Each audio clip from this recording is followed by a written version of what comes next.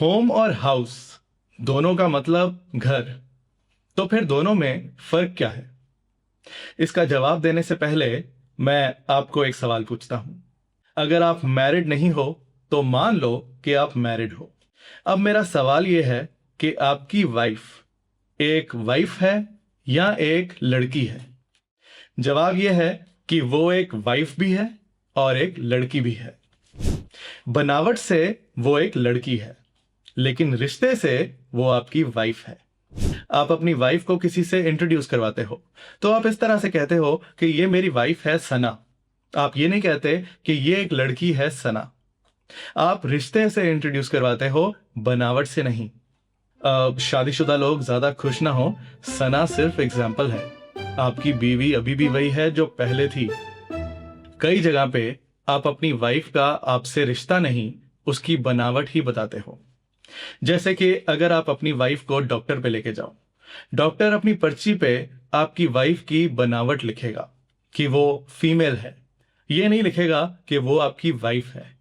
और कुछ जगह पे आप दोनों में से कुछ भी बोल सकते हो। जैसे कि अगर आप अपनी वाइफ के लिए परफ्यूम लेने जाओ तो आप सेल्समैन को बोल सकते हो कि मुझे अपनी वाइफ के लिए परफ्यूम चाहिए। और आप उसे ये भी बोल सकते हो कि मुझे एक लेडीज परफ्यूम चाहिए। मुद्दे पे वापस आते हैं और अब ध्यान से सुनना। आपकी वाइफ बनावट से एक लड़की है, पर रिश्ते में वो आपकी वाइफ है। इसी तरह से आपका घर बनावट से एक हाउस है। ईंट, पत्थर, सीमेंट, लोहा, लकड़ी का ढांचा है। एक रिहायशी मकान है, एक रेजिडेंशियल बिल्डिंग है। पर रिश्ते में वो आपका होम है, आपका आशियाना है, आपका निवास है। आप वहां रहते हो, उसके साथ आपका इमोशनल कनेक्शन है। होम के बारे में सोच के आपके मन में एक रूम के अंदर का सीन आना चाहिए, जिसमें बेड है, बेडशीट है, पिलोज हैं, स्टडी टेबल है, ये सब। और घर का एक माहौल है जिसमें बड़े बुजुर्ग हैं, भाई बहन हैं, बच्चे हैं। हाउस के बारे में सोच के आपको घर की बनावट नजर आनी चाहिए। घर के बाहर का स्ट्रक्चर, उसका ढांचा, घर की दीवारें, घर की बालकनी, घर का दरवाजा, घर की सीढ़ियां, ये सब। ये दोनों सीन अगर आप मन में बसा लो तो इन वर्ड्स को यूज करना बहुत आसान हो जाएगा। और अब आता है अगला सवाल कि इंग्लिश बोलते हुए होम कब यूज करना है और हाउस कब?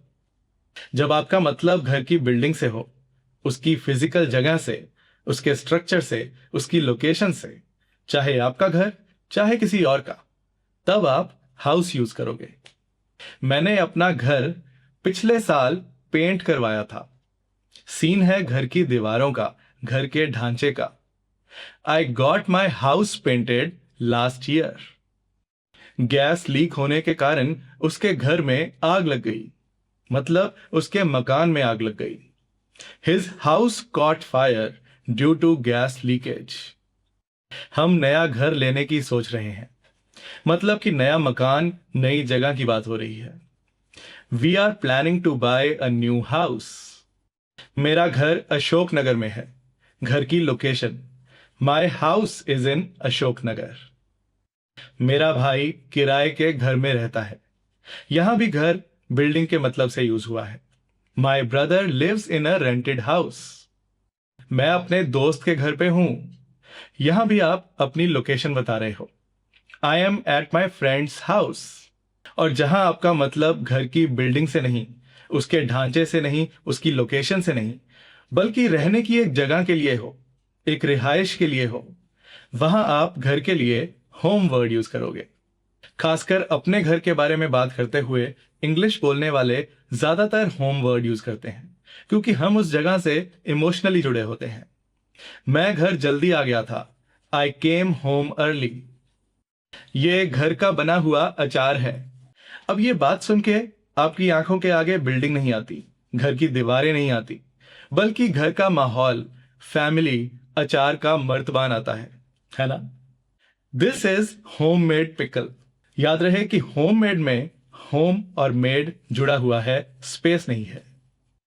मुझे अपने घर की बहुत याद आ रही है। I am missing my home. वैसे इसके लिए आप एक और बात भी बोल सकते हो। आई फील होम सिक। कई बार होटल्स के बाहर या होटल्स की एड में लिखा होता है a home away from home. इसका मतलब है कि यह होटल आपके घर से दूर एक घर जैसा ही है। जितना कंफर्टेबल आप अपने घर में महसूस करते हो, यहां भी उतना ही करोगे।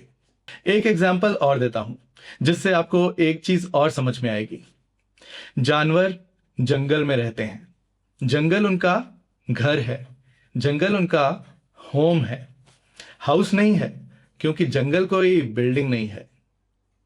सो हाउस के बिना भी होम हो सकता है। जहां आप रहते हो, जहां आप बसते हो, वो आपका होम है। अब आपको दोनों वर्ड्स का बेसिक डिफरेंस समझ में आ गया। अब जैसे जैसे आप इंग्लिश पढ़ते और सुनते जाओगे, आपके आगे और भी एग्जाम्पल्स आती जाएंगी। कुछ जगह पे सिर्फ होम यूज होता है, कुछ जगह पे सिर्फ हाउस, और कुछ जगह पे आप दोनों होम और हाउस को यूज होता देखोगे। जैसे कि आग ने कई घर तबाह कर दिए। The fire destroyed many homes. अब यहां पे हाउसेज आ सकता था, लेकिन बाद में होम्स यूज करके एक इमोशनल एंगल आ गया कि लोगों के बसे बसाए घर उजड़ गए, लोग बेघर हो गए, होमलेस हो गए। वैसे अभी तक दुनिया के किसी कानून में नहीं लिखा कि अगर आप हाउस बोलते वक्त होम बोल दो और होम बोलते वक्त हाउस बोल दो तो सजा मिलेगी। जोक था। वैसे सोचना इस बात को कि आप ट्रैफिक रूल तोड़ते वक्त डरते नहीं हो और इंग्लिश बोलते वक्त आपकी धड़कनें तेज हो जाती हैं, जबकि उल्टा होना चाहिए। हेलो सना। अरे अरे हाँ। अरे नहीं नहीं, हाँ मुझे पता है तुम्हारी अभी शादी नहीं हुई, वो सिर्फ एग्जाम्पल थी। अरे अरे मेरी बात तो सुनो ना। मैं